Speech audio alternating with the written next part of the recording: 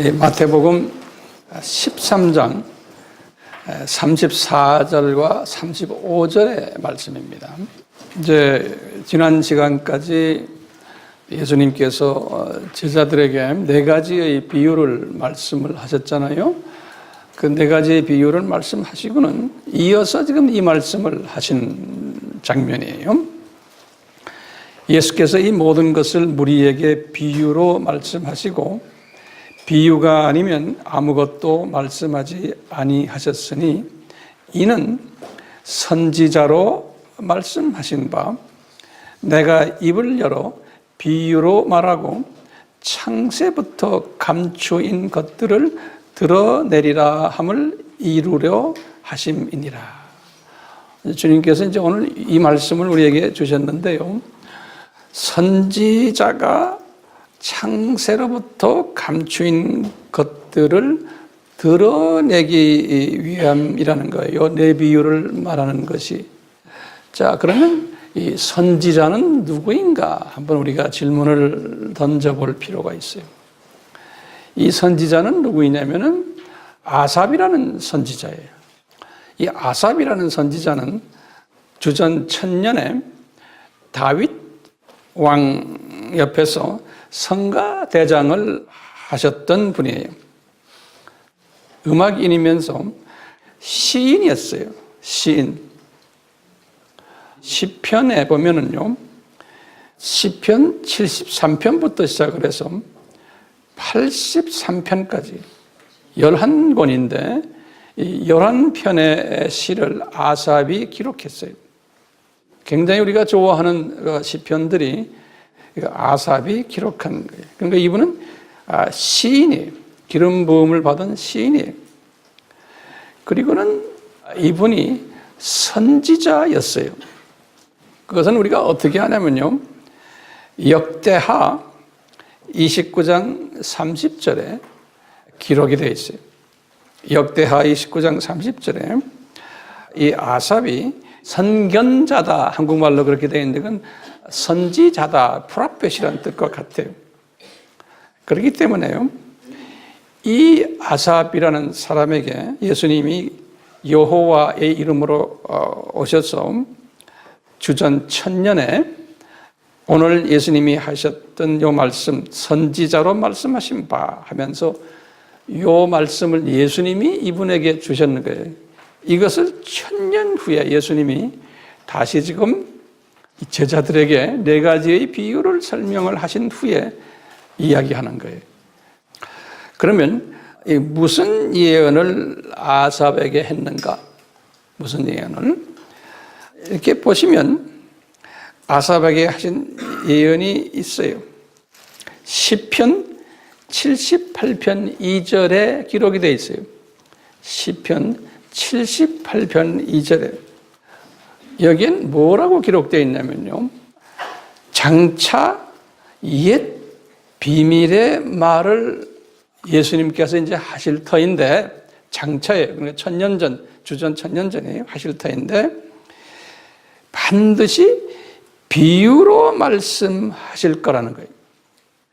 그래서 이 옛 비밀의 말, 그걸 이렇게 보면은요, 영어로는 이렇게 써놨어요. 아주 해석하기 힘든 말이에요. dark란 건 어둡다는 소리죠. dark saying of old, 이렇게 영어로 되어 있어요. saying이랑 말한다는 거예요. 그러니까 dark saying of old. 다시 말하면 이 말이 어둡다는 거, 다시 말하면 그 말이 내용을 모른다는 거예요. 네. 그래서 이건 이제 예수님은 비밀된 말이라고 그런 거예요. 옛 사람들도 이해를 못하는 그러한 말을 비유를 들어서 말씀하시겠다는 거예요. 비유를 들어서. 이게 실제 언제 이 말씀을 하셨냐면요, 오늘 아삽을 통해 말하기를 창세 전에 이 말씀을 하셨다는 거예요. 창세 전에 이 옛 비밀된 말을 아삽에 의하면요. 그러셨는데 이 창세 전에 하셨는데 이것을 하셔놓고는 감추시겠다라고 말씀하셨다는 거예요. 감추시겠다고. 그래가지고요, 이것을 하나님의 때가 있는데 그 때가 올 때까지 숨기시겠다는 거예요. 그러다가 때가 차면은 드러내시겠다는 거예요. 그러시면서 예수님의 말씀이 이제 때가 찼다. 너희만 이제 알아들을 때가 됐다 하면서 이제 이것은 모든 이스라엘 사람들이 알아들으면 안 되고 이건 소수의 누구예요? 소수의 하나님의 자녀들만 알아듣도록 디자인했기 때문에 내가 비유로 말씀한다는 거예요. 예수님께서 지금요, 때가 차가지고 이제 드러내셔야 되는 그 옛 비밀의 말이 도대체 무언가예요? 그런 말을 하실 것을 아삽에게 1000년 전에 말씀하셨잖아요. 그래서 이제는 예수님이 1000년 후에 제자들에게 말씀하시는 거예요. 이 4가지의 신비로운 비유를 말씀하시고 앞으로 3가지를 더 하실 텐데 이 말씀을 하시면서 그러는 게 내가 1000년 전에 아삽 선지자에게 말씀했던 것을 지금 때가 돼서 이제 이루는 때가 됐다는 거예요. 자, 그렇기 때문에 이루는 때가 됐으니까 그 옛 비밀의 말이 무언가, 그럴 때 우리는 금방 우리가 알 수 있어요. 지금까지 말씀하신 4개의 비유의 말씀이라고 보시면 되는 거예요. 씨 뿌리는 비유, 가라지 비유, 겨자씨 비유, 누룩 비유. 이거 말씀을 하시고는 지금 이 말씀을 지금 하시는 거거든요. 이걸 다 가르쳐 주신 다음에 그러면서 예수님이 이 말씀을 하시기 전에 하신 말씀이 기억나시죠? 이것은 모든 사람들이 소화할 수 있는 것이 아니라는 거예요. 이 비유들은 소수의 제자들만, 너희들, 예수님이 지금 그 제자들에게 말하는 거예요. 너희들만 소화가 가능하다는 거예요. 다른 말로 표현하면 옥토의 크리스천들이. 그러면서 이제 우리가 짐작하는 것이, 그렇다면 길가에 뿌리온 자들이 누구예요? 사탄의 자녀들이죠? 이 사람들은 이 비유를 소화할 수 있겠어요? 못한다라고 적어 놓으세요. 길가에. 다시 말하면 예수 안 믿는 사람들. 예수 안 믿는 사람들은 성경을 이걸 하나의 지식으로 공부하지만 그 안에 깊은 뜻은 소화를 못하는 거예요. 자기네 나름대로의 해석을 하지만요. 그 다음에 돌밭 뿌리온 자. 돌밭에 뿌리온 자는 소위 우리 넘버원 크리스천들이, 선데이 크리스천들, 명목상 기독교인들, 이 사람들 이 비유 말씀, 지금 이 위에 씨 뿌리는 비유, 가라지 비유, 겨자씨 비유, 누룩 비유를 제대로 소화할까요? 못해요. 한다고 하면서 자기 나름대로의 해석을 해요. 못하게 디자인을 하신 거예요. 예수님이 지금 말씀에 의하면, 자, 그렇다면 가시떨기에 뿌린 자들, 다시 말하면 이분들은 어떤 사람들이 번영 신학을, 이 세상에 복을 받기 위해서 열심히 기독교인들을 예표하는 거예요. 이 사람들, 소위 넘버 2 크리스천들, 이분들도 소화를 못한다는 거예요. 어떤 사람들만 소화한다? 요 넘버 3 크리스천들, 너희들, 그러는 거예요. 너희들만 소화하게 돼 있고, 만약에 넘버 1이나 넘버 2가 이것을 조금 소화할 기미가 있으면 어떻게 한다고 그랬어요? 그 사람들과 다 뺏어서 너희들에게 다 주겠다는 거예요. 기가 막힌 예수님의 지금 원사이드 게임이에요. 원사이드 게임. 아주 비인간적인 모습이 여기에 보여요. 비이성적이고 비도덕적인 이런 부분들을 볼 수 있어요.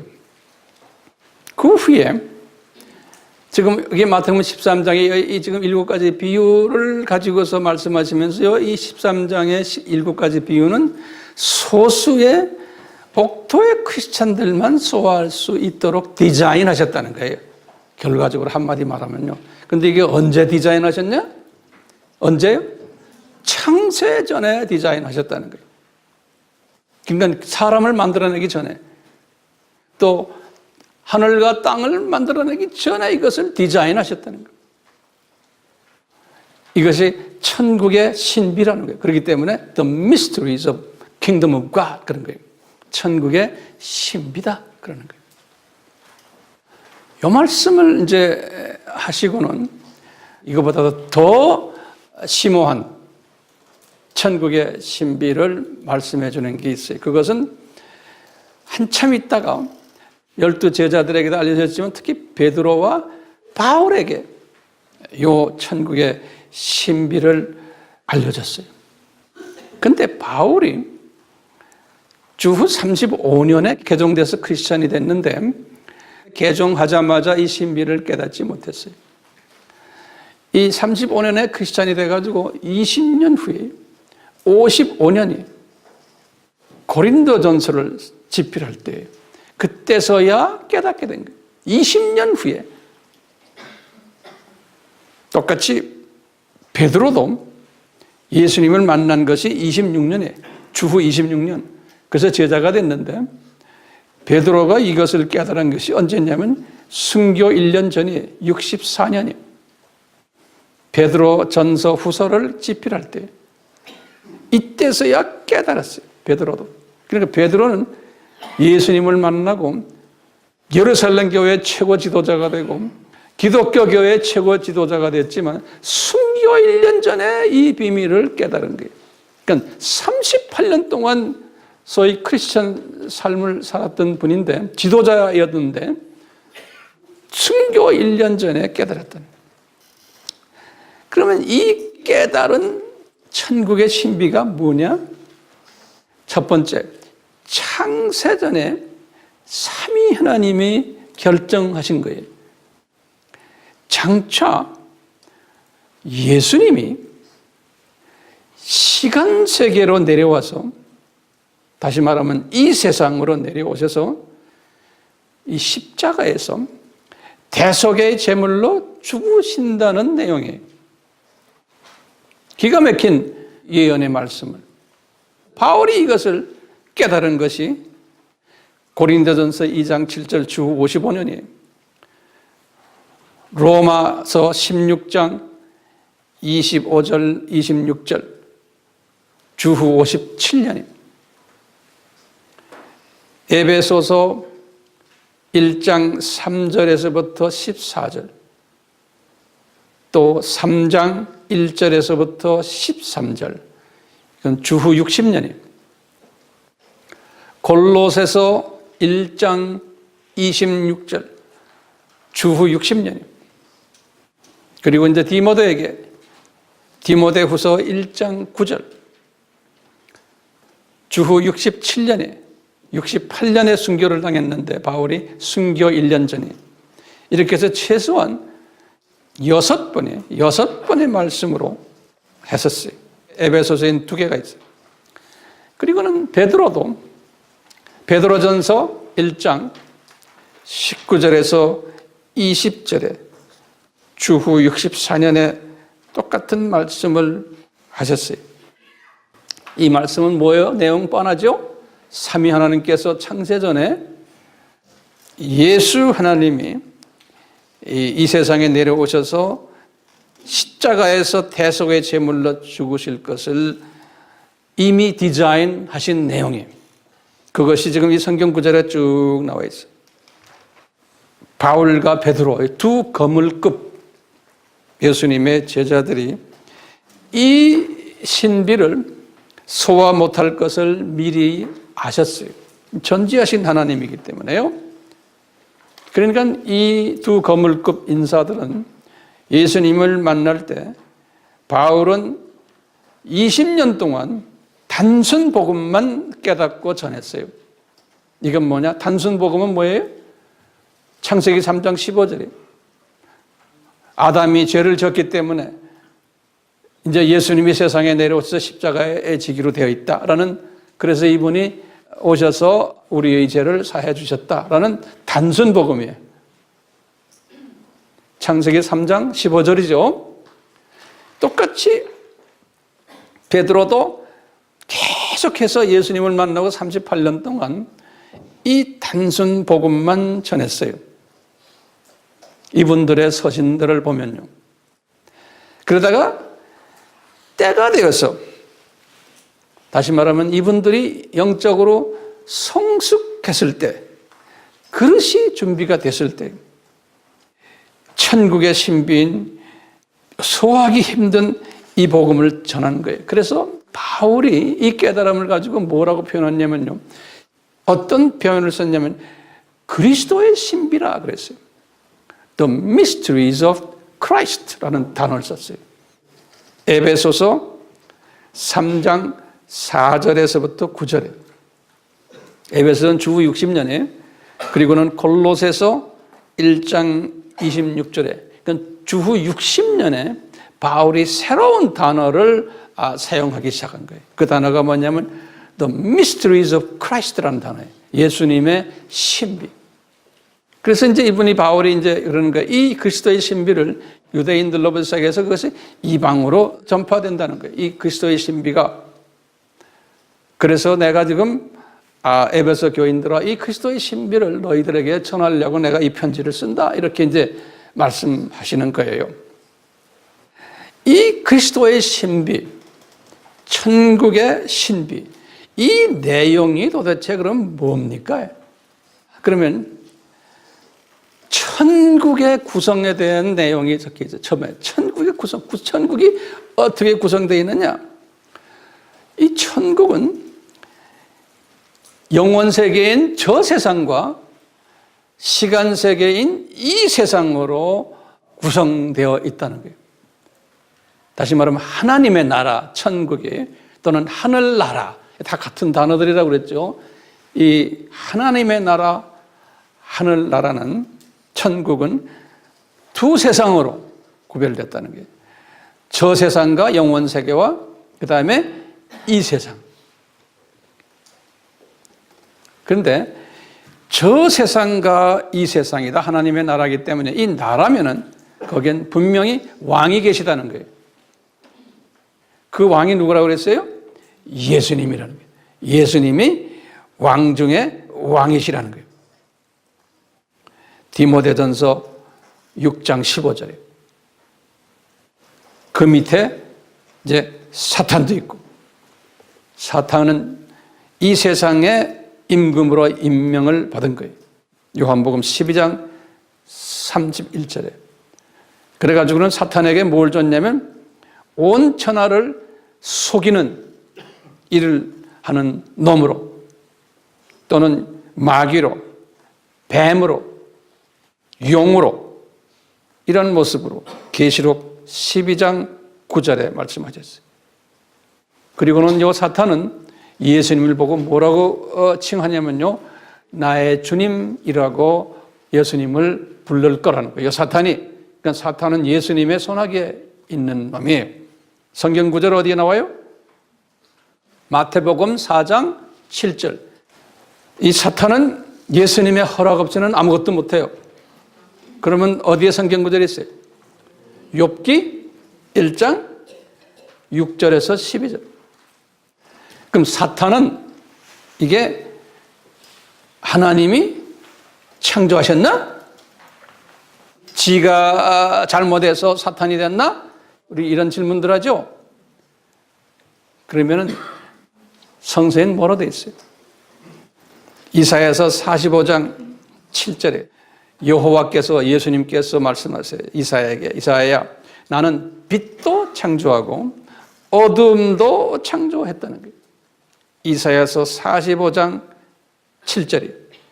그 다음에 예수님이 계속해서 말씀, 이사야에게 나는 파괴자도 창조하셨다는 거예요. 이사야서 54장 16절. 그 다음에 악인도 내가 창조하고 쓴다는 거예요. 잠언 16장 4절에. 그 다음에 우리가 창세기 1장 2절이 뭡니까? 흑암이 있고 혼돈이 있고 그랬죠? 그 사건도 이사야서 50장 3절에 뭐라고 그랬냐면요. 내가 하늘을 흑암으로 덮은 일 한 것도 예수님이 여호와께서 내가 했다는 거예요. 우리는 것 보면은 사탄이 공격을 해서 어둡게 됐다. 사탄이 공격하도록 허락하신 분이 누구라는 거예요? 예수님이라는 거예요. 이 하나님은 목적이 있어서 이렇게 하셨다는 거예요. 잠언 16장 4절에 하나님이 창조하신 것은 하나도 헛된 창조를 하지 않으셨다는 거예요. 헛된 창조를 하지 않아요. 다 목적이 있다는 거예요. 이사야서 45장 18절에 그리고는 이 하나님의 계획은 이것은 영원하다는 거예요. 변하지 않는다는 거예요. 꼭 이루신다는 거예요. 시편 33편 11절에 그렇기 때문에 하나님의 나라가 구성되어 있을 때 이 세상의 왕으로 이 사탄과 그 사탄의 똘마니들을 이렇게 다 하나님이 창조하시고 운행하신다는 거예요. 왕 중의 왕은 누구예요? 예수님이시고 그리고 영토는 우리 알다시피 영원세계와 시간세계 7,000년 또 영원세계 우리 그 도표 알죠? 이것이 그분의 지배하는 영토인 거예요. 이 안에 두 가지 백성이 있는 거예요. 하나님의 백성과 그건 소수예요. 사탄의 자녀들이 있는 거예요. 다수예요. 이 사탄의 자녀들이 더 숫자가 많고 더 권력이 있고 더 재력이 있고 명예가 있고 더 지혜롭고 더 강하고 이렇게 디자인하신 거예요. 그래서 이 사탄의 자녀들이 하나님의 자녀들을 괴롭게 하는 이렇게 디자인하신 거예요. 이것이 천국의 신비라는 거예요. 바울이 깨달았고 베드로가 깨달았고 이게 왜 이렇게 되냐? 이 세상은 하나님의 자녀들을 향한 창조 목적 훈련 학교라는 사실을 가르쳐 주기 위한 거예요. 창조 목적 훈련 학교. 이 세상 7,000년은 우리가 지난 시간에 이 학교의 시스템을 우리가 공부했죠. 기억나세요? 제가 이 시스템을 좀 더 발전해서 조금 더 자세히 설명을 다시 해드릴게요. 다시 적으세요. 이 무슨 학교 이름이 뭐예요?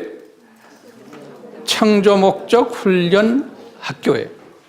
그럼 학교에서 우리식으로 말하면 이사회가 분명히 있죠. 이사회의 회원들이 누굴까요? 삼위 하나님이세요. 삼위 하나님이 이사회의 회원들이에요. 그러면 분명히 그 안에 이사장님이 계실 거예요.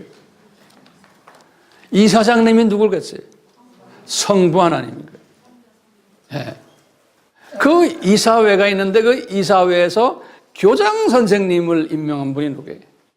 예수님인 거예요. 그리고는 부교장 겸 훈육주임 누구였어요?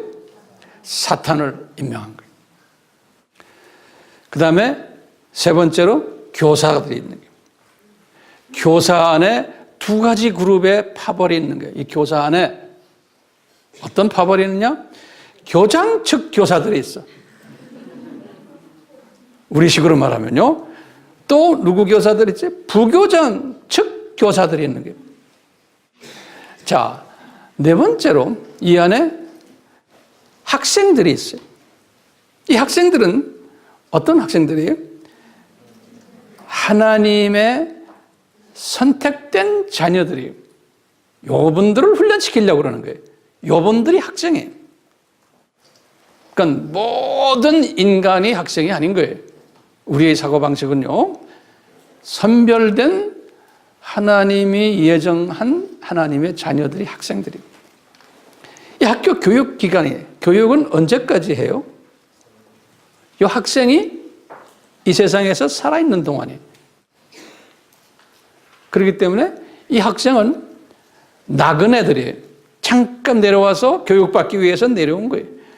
저도 우리 모두가 다 이 교육받기 위해서, 창조 목적을 교육받기 위해서 내려온 사람들이 이 세상에. 그러다가 이제 교육이 끝나면 뭐예요? 어디 가요? 졸업식 끝나면 본향으로 다시 돌아가는 거예요. 본향은 어디예요? 저 세상이에요. 저 세상으로 돌아가는 게 졸업식이에요.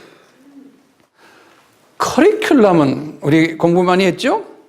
여기에 주학문이 있고 주제학문이 있고 부제학문이 있었어요. 주제학문이 뭐였어요? 창조 목적이 무엇인가요? 이게 주제학문이에요. 커리큘럼. 부제학문은 5개의 분야가 있었어요. 지난 시간에 제가 설명해 드렸어요. 그 다음에 학점 시스템이 있어요. A 플러스 A, A 마이너스, B 플러스 B, B 마이너스 쭉 내려가다가 F까지 있는 거예요. F 맞으면, F만 주르륵 맞으면 어떻게 돼요? 유급을 하든지 안 그러면 어떻게 해요? 퇴학을 당할 수도 있죠. 그러니까 이 하나님의 자녀에서 끊겨질 수도 있어요. 이 교육을 잘못 받으면. 학교가 존속되는 기간은 언제예요? 몇 년이에요? 7,000년 유구한 역사를 가진 학교예요. 근데 그 학교가 지금 약 한 6,000년 정도는 이미 끝났어요. 이제 앞으로 약 한 1,000년 정도, 하루 정도 있으면 이제 학교가 끝나요. 그걸 이 세상이에요, 이 세상. 이 부교장 측의 교사들이 퇴직을 하게 돼요. 언젠가는. 그 퇴직한다는 말이 뭐예요? 이 사람들 죽는 거예요. 그렇죠? 이 사람들이 죽으면 어디로 갈까요? 일단 어디를 가요? 음부로 가는 거예요. 그 음부를 또는 무저갱이라도 부르죠. 또는 지옥이라고도 부르죠. 또는 옥이라고 부르기도 하고. 또는 쇼울이라고 부르기도 하고. 구약에서는요. 또는 원어로는 하데스라고 부르요. 하데스. 그리스 말로는. 유대인 말은 쇼울이라고 그래요. 이런 모든 단어들이 다 이제 음부와 같은 단어들이에요. 이제 예수 안 믿는 분들은 죽어서 여길 가는 거예요. 그러다가 이제 나중에 7,000년이 끝날 때 이분들이 부활을 받는다 그랬죠. 심판을 위해서. 요한복음 5장 29절이 예수님이 말씀하셨어요. 부활을 받는데 무슨 목적으로? 심판받기 위해서 부활을 받는다는 거예요. 그래서 심판 끝난 다음에 어디로 가요? 불못으로 던져진다 그랬어요. 요한계시록 20장 이제 13절에서 15절에 보면. 자, 이 부교장과 훈육주임은 이 퇴직을 언제 해요? 이 세상 끝나는 7,000년이 끝날 때 퇴직하게 되어 있는 거예요. 퇴직 후에 거치는 어떻게 돼요? 퇴직을 한 후에 어딜 가요? 이분들은 음부로 내려가지 않고 어딜 가요? 불못으로 직행하는 거예요. 자, 이렇게 천국의 신비를 디자인하신 거예요. 특히 시스템을. 자, 우리 질문이 하나 있어요. 왜 예수님의 십자가 사건을 창세 전에 디자인하셨나? 이 삼위 하나님께서. 그러면 거기에 대한 대답을 우리가 이렇게 하셔야 돼요. 삼위 하나님은 전지하신 하나님이세요. 이 말은 삼위 하나님은 과거도 아시고 현재도 아시고 미래도 미리 다 아시는 분이에요. 이 다 아시기 때문에 앞으로 창조하실 인간의 미래를 아직 창조 안 했어요. 창조하실 인간의 미래를 아셨어요. 이 피조물성을 아신 거예요. 피조물성이, 다시 말하면 한계성이, 또 나약성이라고 할까요? 이것을 아셨어요. 이 문제는 하나님도 어쩔 수가 없는 거예요. 왜냐하면 피조물은 하나님과 다르기 때문에, 피조물은 피조물이 되어야 되기 때문에 이런 문제를 안고서 만들어지는 거예요. 피조물은요. 하나님하고 똑같이 될 수가 없는 거예요. 특히 이런 피조물을 하나님이 자기의 자녀로 예정된 자들이기 때문에 사랑하실 수밖에 없어요. 그러니까 사랑하셔야만 이 창조주의 마음이 시원해지는 거예요. 그 이유 중에 하나는 자기 자녀이면서 이 피조물들을 만드는 목적이 삼위 하나님과 동력자로 만드시기 위한 계획이 계셨기 때문에, 동력자예요. 그래서요, 이 인간을, 아담과 하와를 만드시고는 여섯째 날에 참 심히 좋았다라는 표현을 쓰신 게 그래서 그런 거예요. 창세기 1장 31절에. 이런 피조물이기 때문에 하나님은 특별히 이분들을 디자인하셨어요. 어떻게 디자인하셨나? 삼위 하나님의 형상에 따라서 디자인하셨어요, 이분들을. 창세기 1장 26절에. 뭘 하시려고 디자인하셨냐면, 모든 피조물들을 다스리는 자로서, 하나님의 영원한 동력자로서 디자인하신 거예요. 다른 말로 표현하면요, 이 인간들이, 하나님의 자녀들이 수없는 하나님이 만들어 놓은 이 피조물들을 창조 목적에 부합된 삶을 살도록, 개미는 개미대로, 모기는 모기대로, 두꺼비는 두꺼비대로, 코끼리는 코끼리대로, 호랑이는 호랑이대로, 원숭이 원숭이대로 창조 목적에 살도록 우리 인간이 가르치고 인도하고 카운슬링하고 모범을 보여줘야 하는 책임을 부여받게 된 거예요. 이렇게 디자인하셨어요. 이제 우리가 이 훈련 끝난 다음에 우리가 저 낙원에 올라가면 우리는 이 일을 하는 게 우리 일이에요. 올라가면 상당히 바쁠 거예요. 창세기 1장 28절 또 26절 여기에 보면 사람을 생육하고 번성하고 충만하고 땅을 정복하고 피조물들을 다스리는 일을 주셨다라고 아예 딱 못을 박아놨어요. 1장 26절, 1장 28절. 다른 말로 표현하면 하나님과의 영원한 파트너로 하나님이 계획하시고 이 인간을 이제 만드시기로 결정하셨던 거예요. 그런데 인간이 피조물이기 때문에 한계성을 지닌, 나약한 피조물성을 지닌 자라는 것을 전지하시는 하나님이 미리 아셨어요. 삼위 하나님이. 왜냐하면요, 요 인간이 하나님의 파트너가 돼가지고 피조물들을 정복하고 다스리고 또 파워가 충만해지고 이러면은 이게 위험한 존재가 될 가능성이 있는 것까지도 아신 거예요. 이게 피조물이에요. 조금 잘난 것이 나타나고 이 모든 피조물들이 이 모든 소나무부터 시작해서 개미, 모기, 거꾸리, 이것들이 사람을 따르는 거예요. 그러다 보면 자기도 모르게 파워가 생기는 거예요. 영향력이 생기게 되고 또 피조물들로부터 존경받고 심지어는 나중에 피조물들이 와서 경례도 하고 절도 하고 나중에 예배까지 드릴 수 있는 이런 형태까지 갈 수 있는 가능성을 예지하신 거예요. 미리 아신 거예요. 이걸 예지하시고는 아하, 위험하구나. 창조 목적에 위배되는 행위를 내 파트너가 할 가능성이 있다는 것을 미리 다 아셨어요. 그렇기 때문에 똑같아요. 우리 지금 피조물들이요. 특히 이 기독교계의 소위 지도자급들 조심해야 돼요.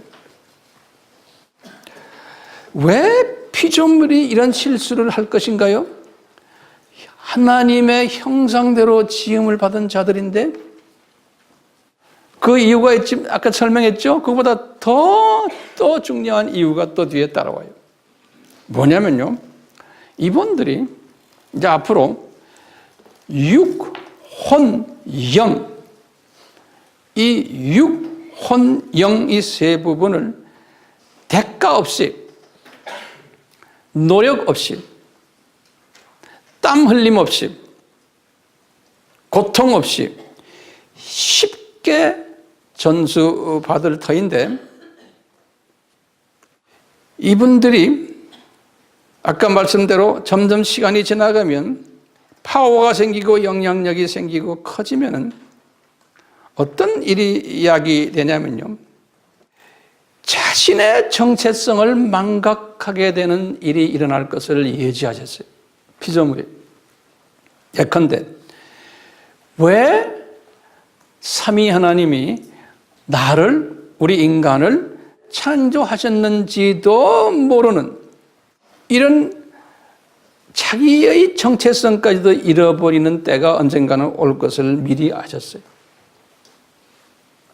그뿐 아니라 삼위 하나님의 정체성도 망각하게 될 것을 미리 아셨어요. 왜요? 고생하면서 노력을 해가지고 땀을 흘려가지고 지금 자기의 육혼령의 이 복을 받는 게 아니고 대가 없이 했기 때문에 거기에 대한 감사한 게 모르는 거예요. 가볍게 생각하고 주신 것을 당연히 생각하고 어떤 때는 여기에 대해서 무지하고 어떤 때는 무감각해지고 무관심하거나 주신 분을 반역까지 할 수 있는 그러한 가능성도 없지 않아 있을 것을 이미 하나님이 다 예지하셨어요. 이 말은 뭐냐면 주신 분이 누구이며 무슨 목적으로 이런 걸 선물을 주셨고 무슨 기대를 하시는지 여기까지 다 알려줬는데도 여기에 대한 중요성, 하나님의 그 기대에 따라가지 못하는 사람이 될 것을 예지하셨어요. 자, 그렇다면 이 하나님이, 삼위 하나님이 이 인간에게 무료로 선물을 주셨다는 것 도대체 뭔가를 한번 구체적으로 봐요. 이제 주실 거예요. 이제 첫째, 육의 선물이에요. 육의 선물은 뭐냐? 이 영원한 육을 소유하는 선물이에요. 다시 말하면 예수님의 부활체 같은 그러한 육을 소유하는 거예요. 썩지 않는 거예요. 시공간을 초월하는 육이에요. 이 나이도 먹지 않는 항상 젊음을 유지하는 그런 육이에요. 천국에 올라간 사람들은 약 한 30세 정도의 사람의 모습이라 그래요. 병원에 갈 필요도 없고 감기 드는 일도 없고 불면증도 안 걸리고 다이어트 약도 안 먹어도 되고 엑서사이즈 안 해도 되고 우리가 지금 경험하는 이 육적인 모든 이 어려움들을 경험할 필요 없는 그런 육이에요. 그뿐이에요. 죽음을 경험하지 않는 육인 거예요. 이 장례식이 없는 육이에요. 그건 얼마나 사람들이 행복하겠어요. 거기에는 의사 선생님도 필요 없는 거예요. 간호사도 필요 없어요. 자, 이런 육을 이제 예수님이 주실 거예요. 두 번째는 혼의 선물도 이제 주실 터인데, 우리가 지금 하는 하나님의 그 성품, 성령의 9가지의 열매, 삼위 하나님의 성품이 이 거룩한 성품을 그대로 다 전수받을 것이고, 인격이 예수님과 거의 비슷한 인격을 가진, 그 비슷한 성품을 가진 자로 만들 거예요. 뿐만 아니라 슬픔도 없고 미움도 없고 애통하는 일도 없고 눈물이나 우울증이나 근심 걱정 이런 것이 없는 혼의 선물을 이제 가지게 될 거예요. 이게 엄청난 선물 아닙니까? 예, 우리가 이제 저쪽 동네 올라가면 이걸 다 다시 이제 회복할 터인데요. 세 번째 부분에는 영의 부분이, 사람은 사람의 영이 있다고 그랬죠. 이 영은 사람의 영이에요. 우리 데살로니가전서 5장 23절이죠. 육혼영 기억나시죠? 이 영은 사람의 영이에요. 로마서 8장 16절, 고린도전서 2장 11절, 거기에는 사람의 영이라고 그랬어요.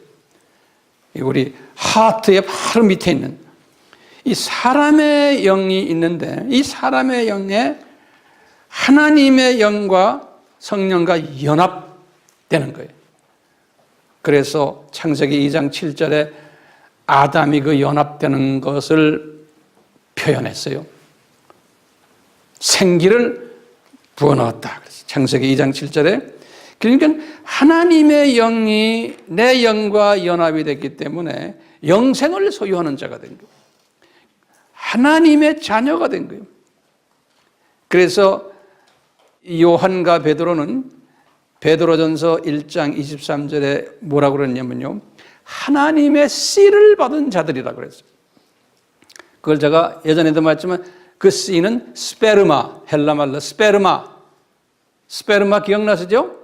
이거 스포미아, 남자 정자에, DNA, 블라드, 이 피에. 요한 1서 3장 9절에도 마찬가지. 요한 1서 3장 9절에도 이 하나님의 씨를 스페르마로 이제 우리가 받게 돼서 하나님의 자녀가 된 거예요. 이런 특별한 선물들, 지금 육의 선물, 그 다음에 무슨 선물이에요?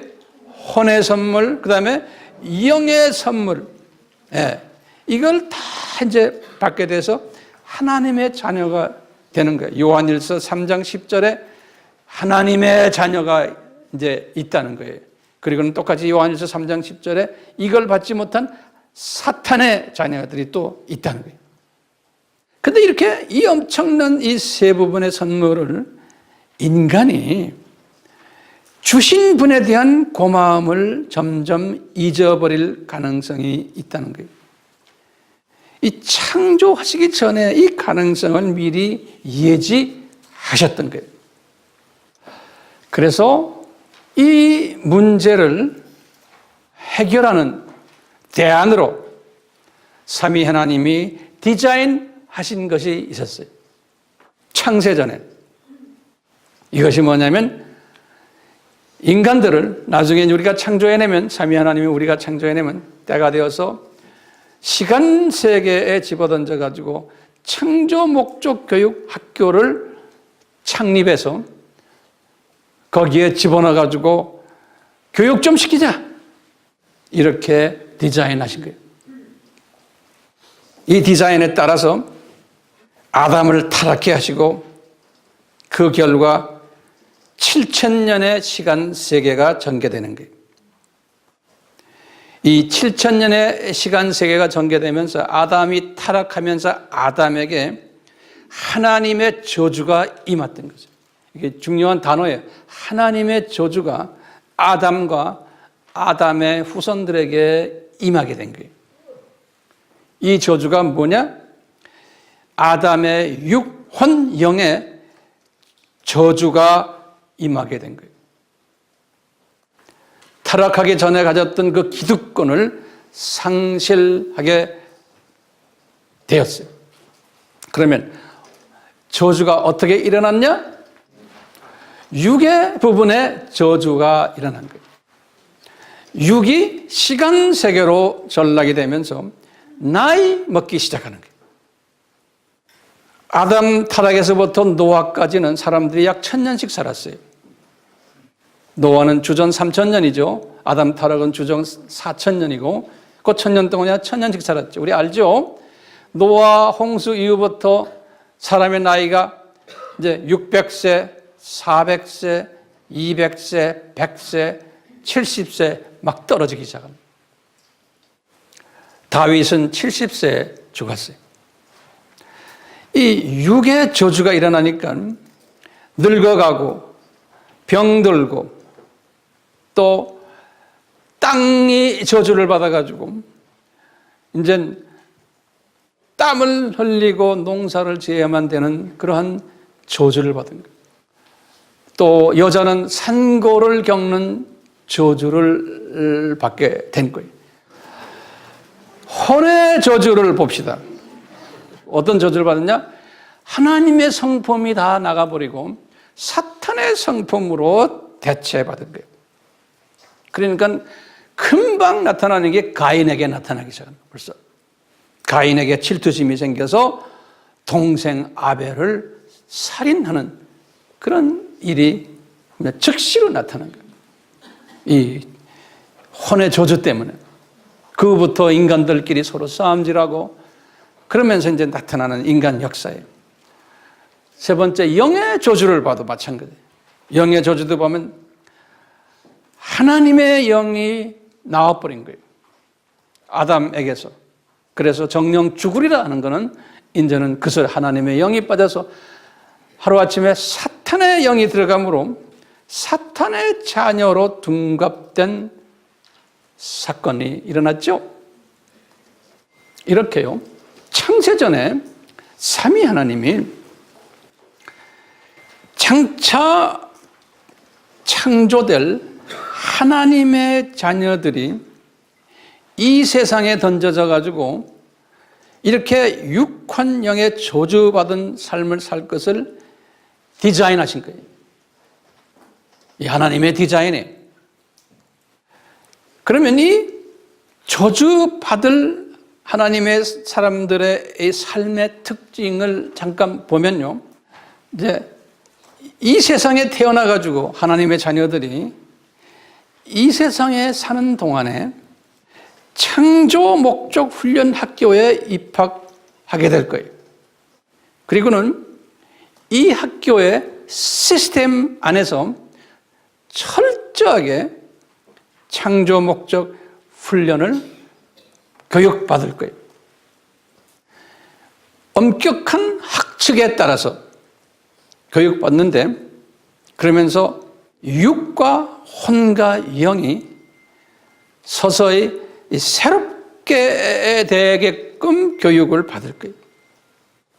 그리고는 창조 목적에 대한 교육을 받게 되고 그런데 예수님이 디자인하신 게 넘버원 크리스찬들은 여기에 대한 반응이 별로 없고 대부분의 크리스찬들이 넘버원에 속하는데 썬데이 크리스찬, 넘버 2도 그렇고 넘버 3만 옥토의 크리스찬들만 여기에 제대로 된 A 플러스 A, A 마이너스 B 플러스 학점을 받을 것을 디자인하신 거예요. 근데 그 숫자는 적은 거예요. 왜냐하면 이분들은 나중에 낙원에 올라가서 높은 책임 있는 자리에서 우리 예수님의 동역자 역할을 같이 할 분들이기 때문에 책임 있는 일을 해야 되기 때문에 그러니까요.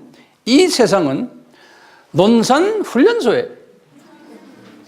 우리 크리스천들에게는.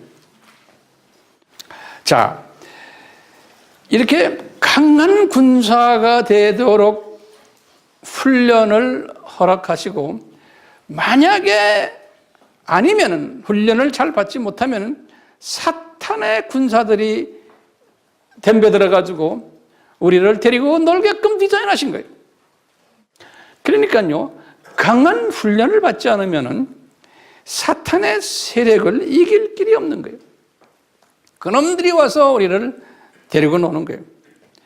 이 사탄의 선악에서 벗어날 길이 없도록 디자인하신 거예요. 이 사탄의 노예가 되도록, 하나님의 자녀들인데, 그러니까 가자 울고불고 우리 용서해 주세요, 용서해 주세요. 어떤 일본 기독교인들은, 선데이 크리스찬들은 그것까지도 감각이 없는 사람들이에요. 이렇게 이 세상을 디자인하시고는 이제 삼위 하나님께서요, 이 하나님의 자녀들이 이 훈련을 받도록 디자인하시고는 이분들이 언젠가는 이 저주에서 해방을 받아야 되거든요. 이 강한 훈련을 받고서 이걸로 끝나면 안 되잖아요. 생고생을 시키는 게 목적이 아니잖아요. 이 육환령 부분이 저주를 받도록 하나님께서 딱 디자인하시고 이 세상을 만들어서 여기다 던져놓고는 그 다음에는 또 극복할 수 있는 방안을 디자인 또 하신 거예요. 훈련이 목적이지 완전히 이 세상에서 사탄의 노예가 되는 게 목적이 아니잖아요.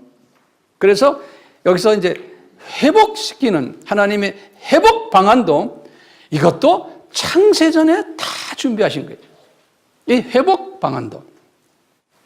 이 회복 방안이 창세전에 삼위 하나님께서 결정하신 게 뭐예요?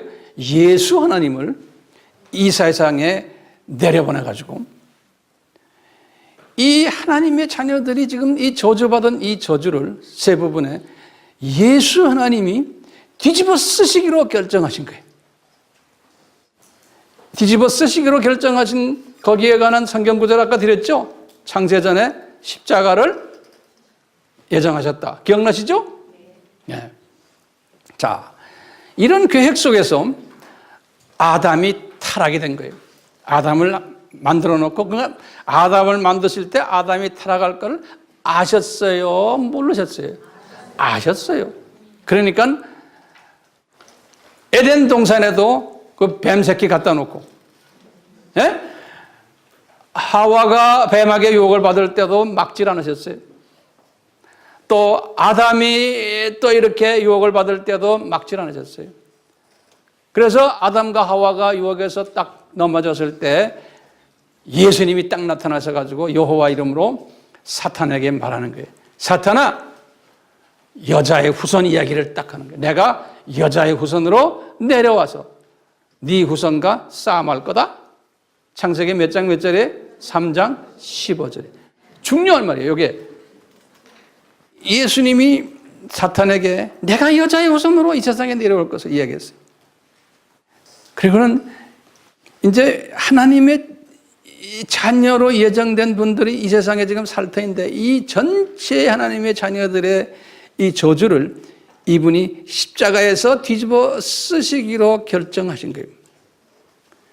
그리고는 이 결정을 이미 창세전에 하셨지만 이것을 아담 타락이 딱 되면서부터 여자의 후손으로 내려올 것을 말씀하시고 그때부터 4,000년 동안 이것을 점차적으로 그림자로 쫙 보여주신 거예요.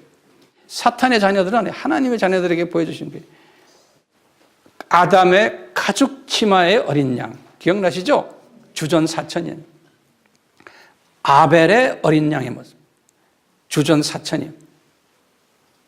노아의 방주 사건 주전 3,000년. 아브라함에게 주전 2,000에 유대인들이 400년 노예 생활을 예언하신 거예요. 또 아브라함에게 이삭을 바쳐라 또 명령하신 거예요. 다 예수님에 관한 이야기죠. 그리고는 실제로 모세 때 6월절 어린 양 사건이다. 출애굽 사건이 1500년.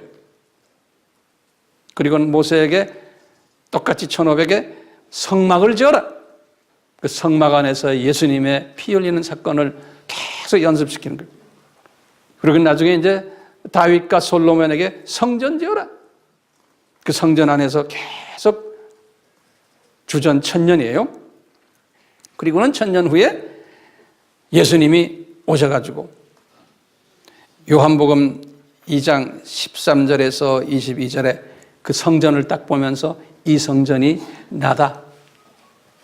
그리고는 이 성전 무너뜨려라. 3일 안에 다시 세우겠다. 예수님이 죽으셨다가 3일 안에 부활하실 것을 딱 말씀하십니다. 그리고는 예수님이 숨을 거두시는 순간에 십자가에서 다 이루었다. 이런 말씀하시죠. 요한복음 19장 30절에. 이렇게 다 디자인되신 거예요. 이분이 하나님의 자녀들의 그 저주를 이제 회복시켜주기 위한 디자인을 쫙 하셔가지고 창세전에 아담이 타락하게 된 후부터 4,000년 동안 그림자로 이것을 쫙 보여주신 거예요. 그게 구약이에요. 그러면서요, 모세에게 이런 말씀을 딱 하신 거예요. 주전 1500년에 신명기 21장 23절에 적혀 있는데요. 나무에 매달려서 죽는 사람은 저주를 받는 사람이다라는 말을 모세에게 해줘요. 나무에 매달려 죽는 사람은. 그건 뭐예요? 예수님이 나중에 나무에 매달려 십자가에 매달려서 죽으실 것을 말씀하시면서 이것은 내가 하나님의 자녀들을 위해서 그분들의 저주를 내가 꿰차고 내가 저주를 받겠다는 이야기를 이렇게 간접적으로 표현하신 거예요. 신명기 21장 23절에. 그리고는 주전 1000년에 이 저주 받으실 것을 다윗에게 더 구체적으로 가르쳐 줬어요. 시편 22편 1절에 다윗에게 딱 환상으로 보여주는 거예요. 예수님이 십자가에 달리신 모습을 딱 보여주시면서 예수님이 뭐라고 외치시냐면 내 하나님 내 하나님 어찌하여 나를 버리시나이까. 이 말씀을 예수님이 1000년 후에 하실 것을 미리 다윗에게 딱 보여주시는 거예요. 하나님의 자녀들의 저주를 뒤집어 쓰시는 모습을. 그리고는 실제로 예수님이 마태복음 27장 46절에 이 말씀 그대로 하셨어요. 숨 거두시기 바로 직전에 마태복음 27장 46절에 엘리 엘리 라마 사막다니 나의 하나님 어찌하여 나를 버리시나요? 그 순간에 하나님의 자녀로 예정된 사람들의 모든 저주를 예수님이 팍 뒤집어 쓰시는 그 순간이에요. 그러면서 이제 이 환상을 다윗에게 딱 보여주시고는 더 구체적으로 예수님이 어떤 모습으로 나타날 것을 말씀하시는 거예요. 십자가에 달려있는 모습을 시편 22편 6절에서 7절에 보여주시는 거예요. 우리 다 들은 이야기들이에요. 그런 게 다윗아 나는 벌레야 벌레. 난 사람이 아니다. 사람의 회방거리가 되고 백성들이 나를 조롱하고 나를 보는 자마다 비웃고 입술을 삐죽거리고 머리를 흔들 거다. 내가 십자가에 달리 저주를 받고 있을 때 그런 모습이 될 거라는 것을 다윗에게 쫙 보여주시는 거예요. 창조주께서 생사화복을 주관하시고 왕 중의 왕이시고 하늘과 땅의 모든 권세를 지신 그 예수님이 하나님 자녀들 나와 여러분들의 그 죄를 대신 속죄해 주시기 위해서 창조 목적 훈련을 통해서 이 목적 때문에 이렇게 저주의 세계로 던져놓고는 이 저주를 회복시켜 주는 이 계획, 이분이 직접 창조주가 직접 피조물처럼 되셔가지고 이 일을 기획하신 거예요. 창세전에. 그리고는 주전 700년에 더 구체적으로 이사야에게 또 보여주시는 거예요. 예수님이 여호와께서 이사야에게 내가 이렇게 저주받을 것을 이사야서 53장 3절에서 7절에 자세하게 기록되어 있어요. 그러면서 이사야야 나는 사람들에게 멸시받는 대상이 되고 싫어하는 대상이 되고 내가 강고를 당하고 질고를 당하고 슬픔 당하고 징벌받은 자처럼 로마 군인들에게서 찢기고 상하고 징계받고 채찍을 맞을 거다. 그러면서 내가 하나님의 자녀들의 죄악을 내가 담당할 것이고 이걸 하기 위해서 도수장으로 끌려가는 어린 양처럼 이렇게 할 것이다 라는 것을 쫙 비디오로 보여주는 거예요. 이게 언제 디자인이 된 거예요? 창세전에 디자인된 것을 이렇게 우리 하나님의 자녀들에게 지금 이 창조목적 학교의 커리큘럼 중에 하나로 지금 이걸 쫙 보여주는 거예요. 그러니까요, 하나님의 자녀들의 저주를 뒤집어 쓰시는 예수 그리스도. 이 사건은 창세전에 디자인하신 하나님의 엄청난 사랑을 표시하는 사랑의 표시고 신실한 동력자를 만들기 위한 하나님의 뜻이 거기에 숨겨져 있는 거예요. 이렇게 해서 창조 목적 훈련을 받은 후에 이제 본고향으로 다시 올라가서는 아주 신실한 창조 목적을 위한 동력자, 많은 피조물들을 가르치고 카운셀링하고 인도하는 동력자 역할을 하는데 꼭 필요하기 때문에 이 하나님의 자녀들을 이렇게 시간 속에 던져가지고 훈련시킨다고 계획하시고 지금 그 일을 하시는데 우리를 제대로 된 창조 목적 동역자로 만들기 위해서 삼위 하나님 중에서 성자 하나님이 이러한 피조물처럼 만들어져 가지고 피조물에 의해서 이렇게 저주까지 받는 이런 엄청난 플랜을 창조전에 하셨다는 것은 이건 우리 이성으로 이해가 됩니까? 이것은 성령님의 특별한 만지심이 있어야 되고 깨달음이 있어야 되고 여기에 대한 감동이 있어야 되고요. 그저 단지 예수님이 날 위해 죽으셨다 이런 수준이 아닌 거예요. 이거는 1번, 2번 크리스천들의 수준이고 3번 크리스천 수준은 여기에 대해서 계속 음미하고 예수님에 대한 그 고마움, 내가 이분을 진짜 사랑해야겠구나, 내가 이분을 진짜 존경해야 되겠구나. 다시 말해서 왜요? 창조 목적에 내가 정말 순종해야겠구나. 이것을 가르치시려고 이렇게 창조주가 이런 수모를 당하시는 것, 여기에 조금이라도 보탬이 되려면 내가 창조 목적에 등한시하면 안 되겠구나 라는 걸 우리가 죽을 때까지 이 부분에 대해서 묵상하고 기도도 우리 예배도 이런 식으로 봐야 되는 거예요. 어떻게 예수님이 십자가에서 저주를 대신 받으시고 그 다음에 이분이 저주를 받고는 저주로 남아있는 분이 아니잖아요. 저주를 받고는 대가를 지불하신 그것에 속죄하셨다고 해요. 속죄하시고는 그 다음에 어떻게 했어요? 이분은 다시 하나님으로 회복하신 거예요. 부활하신 거예요. 그러니까 이 부활이라는 사건은 이건 엄청난 사건이에요.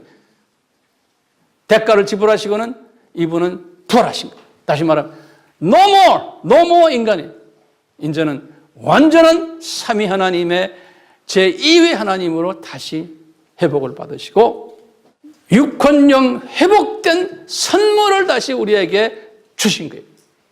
그래서 선물을 우리가 다시 받은 거예요. 예수님 때문에. 그럼 그 선물을 어떻게 회복받았나? 우리 한번 봐요. 육은 보세요. 육은 지금 우리의 모습이에요. 육이 회복됐어요? 이것을 뭐라고 그러냐면 지연된 회복이라고 그래요. Delayed recovery, delayed redemption 이런 말도 써요.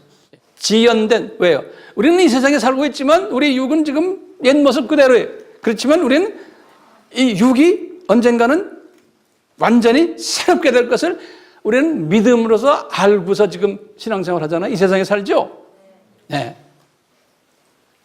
그러니까 이 뜻을 알기 때문에 우리가 육을 마음대로 다루면 안 되는 거예요.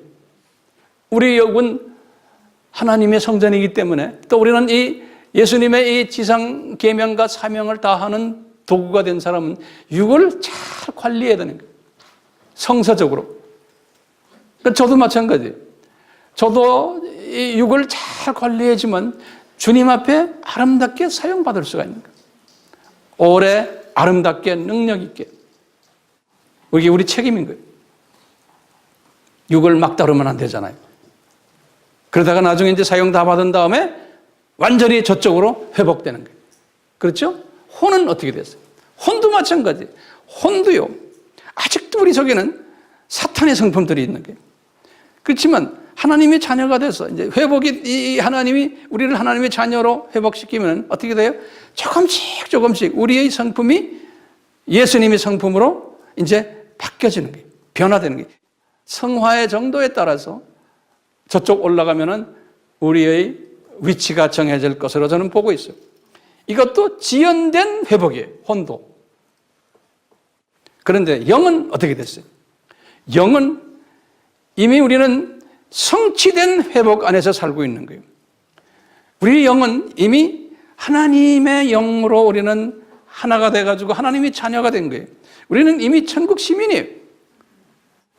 과거형이에요. 천국 시민이 됐고 우리는 천국 여권을 소지했어요, 안 했어요? 천국 여권과 천국 비자를 가지고 있는 사람들이에요. 과거형이에요. 우리가 이 세상 학교가 끝나자마자 우리는 이 파스포트를 들고 그냥 올라가기만 하면 돼요. 올라가면서 육이 변하고 혼이 완전히 회복되는 역사들이 일어나게 돼 있죠. 그러니까 예수님이 이 저주 사건 때문에 우리는 이미 우리의 육혼영, 저주받았던 우리의 육혼영이 이미 회복이 되어버린 거예요.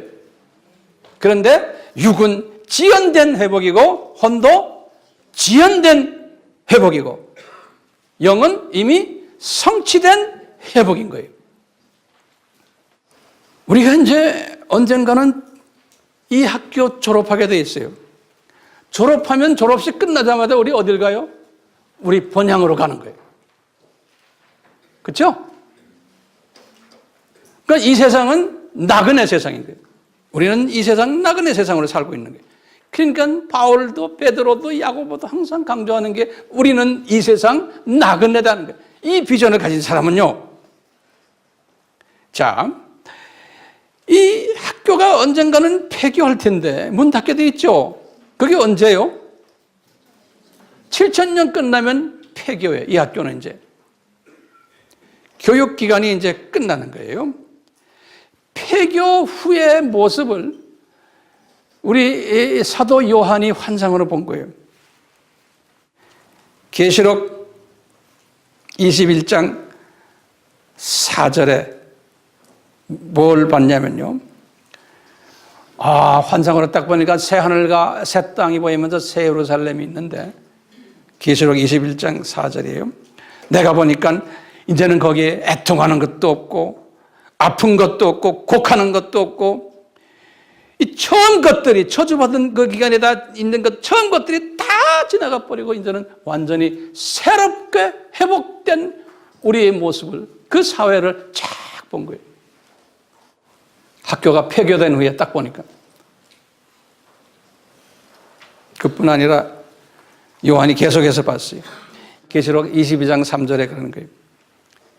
요한에게 그러는 거예요. 요한아, 이제는 새하늘과 새 땅, 새 예루살렘에는 다시는 저주가 없을 것이다. 그러는 거예요. 이미 저주가 없는 것을 딱 본 거예요. 그러니까 이 저주, 이것은 이미 2000년 전에 예수님이 해결했어요, 안 했어요? 했어요. 그러니까 우리는 이 저주 안에 있는 자들이 아니잖아요. 그렇죠? 예수 안에서 우리는 저주에서 해방된 사람들이에요. 그러니까 우리의 육혼 영을, 특히 육혼 두 개를 해방된 사람의 모습으로 살 필요가 있는 거예요. 그런데요, 이 진보주의자들이나 자유주의자들이나 다원주의자들이나 크리스천들 이야기예요. 인본주의 크리스천들이나 세속주의 크리스천들은 지금 제가 오늘 설명하는 이 세계관을 안 가지고 있어요. 왜 안 가지고 있는지 아세요? 예수님이 허락을 하지 않으세요. 눈을 감겨놨어요. 요 천국의 신비는 소수의 하나님이 선별된 복된 자들에게만 허락한 것이에요. 그렇기 때문에 이 허락받은 우리들은요, 복 있는 사람들이죠. 그렇기 때문에 우리는요, 이 하나님의 이 큰 그림을, 저 세상과 이 세상의 이 그림을, 큰 그림을 보는 시각을 가진 자들이죠. 이 시각을 큰 그림만 보면 안 돼요. 또요, 현미경적인 시각도 가지고 있어야 돼요. 지금 이 세상, 오늘날 지금 이 동네에서 일어나는 일, 우리 교회 안에서 일어나는 일, 현미경 시각이에요. 또 서울에서 일어나는 일, 한국에서 일어나는 일, 이 모든 세상에 돌아가는 것을 현미경 시각을 가지고 보되 거기에 기준이 있어요. 하나님이 지금 보시는, 예수님이 지금 우리에게 가르치시는 이 천국의 신비의 테두리 안에서 오늘날 일어나는 이 모든 사건들이 어떻게 이것이 접목이 되느냐, 이 일어나는 모든 사건들이 어떤 의미를 가지고 있느냐를 보는 능력이에요. 그러니까 뉴스도 봐야 되고 세상 들어가는 걸 다 봐야 되고 그래야 돼요. 현미경 시각도 필요하고 근거리 시각도 필요하고 중거리 시각도 필요하고 장거리 시각도 필요하고 또요, 와이드 앵글이 이 360도 돌아가는 시각이에요. 이 모든 시각을 다 가지고 있을 필요가 있는 거예요. 그러니까 로마서 8장 28절에 바울이 가졌던 말씀이 이 시각을 가졌기 때문에 그런 거예요. 하나님을 사랑하는 자고 그 뜻대로 부르심을 입은 자들에게는, 이 세 번째 사람들에게는 좋을 때도 있고 나쁠 때도 있고 이성적으로 이해 안 될 때도 있고 여러 가지 있지만 이 모든 것은 어떻게 돼요? 모든 것이 합해서 선을 이루느니라. 그러니까 항상 하나님의 주권을 인정하고 잘 되는 일이나 지금 남북 문제들, 중국과 우리와의 관계, 뭐 여러 가지 복잡한 일들, 또 우리 가정에서 자녀들이 문제 일으키는 것, 뭐 누가 아픈 거, 뭐 여러 가지 문제 해결 안 되는 거, 재정적인 문제, 이런 것들은 이 시각을 가진 사람은 주님의 창중에서 이런 것이 움직이구나라는 것을 완전히 믿고서 여기에 대한 주님께 맡기는 이런 믿음을 가질 수가 있는 거예요. 바울이 이 믿음을 가졌어요. 그래서 그 유명한 빌립보서 4장 6절에서 7절 알죠? 너희들 빌립보 교인들아, 너희들 괜찮은 교인들 아니야. 그렇기 때문에 아무것도 염려하지 말아라. 주변을 보면은 염려거리가 태산같이 많단다. 그렇지만 오직 이 모든 이 염려들을 두고 그냥 기도하고 간구하면서 주님의 말씀을 이렇게 묵상을 하면서 이 큰 그림을 그리면서 볼 때, 아, 이 사건이 나에게 감사 제목이고 내가 이걸 깨달았구나. 이거 왜 이런 일들이 일어나는지. 그러면은 그걸 깨달은 사람에게는 바울이 깨달았기 때문에 그러는 거예요. 그분에게도 이런 모든 문제들이 많았잖아요. 그리하면은 지각이 뛰어난 하나님의 평강이 그리스도 예수 안에서 내 마음과 생각을 지키신다는 거예요. 그러니까 이 그림을 그리는 사람은요, 어떤 이야기, 어떤 문제들, 어떤 환경이 있더라도 이 큰 그림을 본 사람, 현미경적 시각을 가지고 근거리, 중거리, 장거리, 와이드 앵글로 보는 사람은 어떤 이야기들이 나타나고 무슨 사건이 있어도 그것을 다 예수님의 창중에서 주님에게 딱 맡기는, 왜? 이분이 역사의 주인이시기 때문에. 이런 세계관을 가진 사람들이 베드로와 그의 제자들, 예수님의 제자들, 바울과 바울의 그 제자들, 1세기부터 21세기 오늘날까지 이 세 번째 옥토의 크리스찬들, 또 가시떨기 크리스찬 중에 그래도 괜찮은 분들, 이런 분들이었기 때문에 이 비전을 가지고 이 세계관을 가진 사람들이었기 때문에 예수님 때문에 순교까지도 겁나지 않고 할 수 있었던 거예요. 그런데 예수님이 분명히 말씀하셨죠. 성서에서 항상 그래요. 얘들아, 너희들이 이 시각을 가지게 되면은 당장 주변에서 어려움을 당한단다. 왜? 이 시각을 가지고 있지 않는 사람이 더 많기 때문에. 이런 시각을 가진 사람은 크리스찬 중에서도 10% 플러스 마이너스. 대부분의 크리스찬들도 이 시각을 갖고 있지 않단다. 비크리스찬들은 말할 것도 없고, 그러니까 이 세상은 너희들을 무시하게 돼 있고 너희들을 미워하게 돼 있고, 왜냐? 이런 비전을 가진 사람은 무시당하고 미움당하고 비이성적이라고 배척당하고 비인간적이라고 배척당하고 순교까지 왕따당하는 그러한 일까지 너희들이 경험하게 될 것이라는, 과거 2000년 기독교 역사를 보면 그대로 이 일이 일어났어요. 오늘날 아랍에 있는 기독교인들, 그분들 무시당하고 미움당하고 순교까지 당하는 일들을 하고 있어요. 북한에 있는 우리 기독교인들, 이런 사람들 많아요 지금. 그게 복 있는 사람들. 이게 그 나그네, 이 세상이 나그네라는 걸 아는 사람들. 네. 오늘날 메시아닉 주들 중에서도 이런 사람들 많아요. 이게 편한 데에 살고 있는 사람들은 우리같이 이런 데에 감각이 없는 거예요.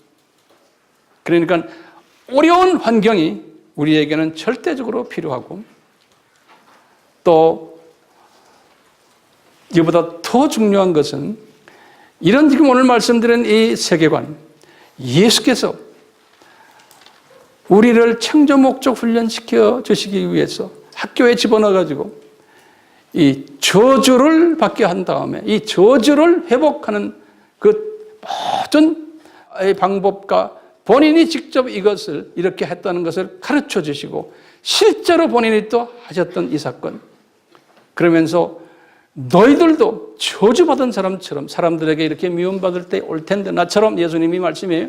그때 기뻐하고 즐거워하라. 하늘의 상이 많으리라. 이것은 세계관이 지금 말한 이러한 세계관으로 변한 사람에게는 순교, 핍박, 그게 그렇게 중요하지 않는 거예요.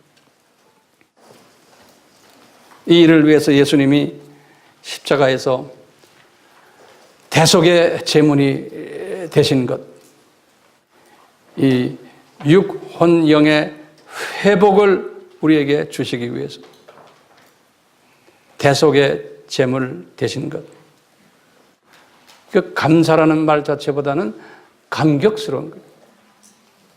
그러니까 이 감격을 우리가 기도하면서 찬양하면서 항상 잊지 않고 예수님께 이렇게 우리가 이 감격을 고백할 때 우리 예수님이 얼마나 기뻐하시겠어요.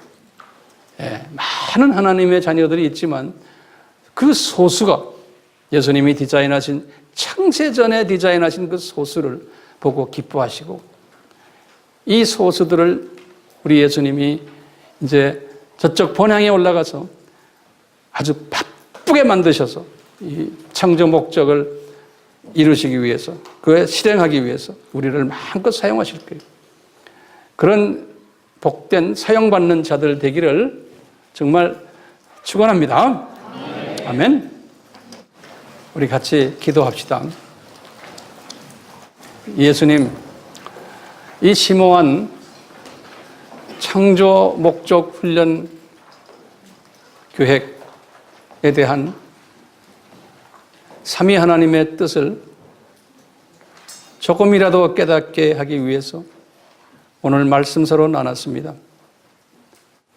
하나님이 사랑하는 백성들이 창조 목적대로 살아가는 것만이 아니고 앞으로 모든 피조물들에게 이것을 몸으로 보여주고 가르쳐주고 가이드해주기 위해서 우리를 이렇게 훈련시키니 감사합니다. 이러기 위해서 우리를 시간 속에 던지시고 육혼영의 부분에 저주까지 마다하지 않게 하시고 그 저주를 다시 본인이 예수님께서 직접 인간으로 내려오셔서 십자가에서 이 저주를 해결하시는 이 모든 일련의 기독교의 역사 이야기들, 이것이 우리의 머리에만 남는 것이 아니고 가슴속 깊이 들어가서 우리의 삶을 변화시키되 예수님을 사랑하고 성부, 성자, 성령 하나님을 더욱 섬기는 그러한 우리 모두가 되는데 큰 충매 역할을 하는 말씀이 되도록 은혜 베풀어 주시옵소서. 예수님의 이름으로 기도드리옵나이다. 아멘. 지금 이 시간은 예수 그리스도의 무한하신 은혜와 하나님 아버지의 극진하신 사랑하심과 성령님의 끊임없이 가르쳐 주심과 감동케 하심과 순종케 하심이 우리에게 항상 있기를 축원하옵나이다. 아멘.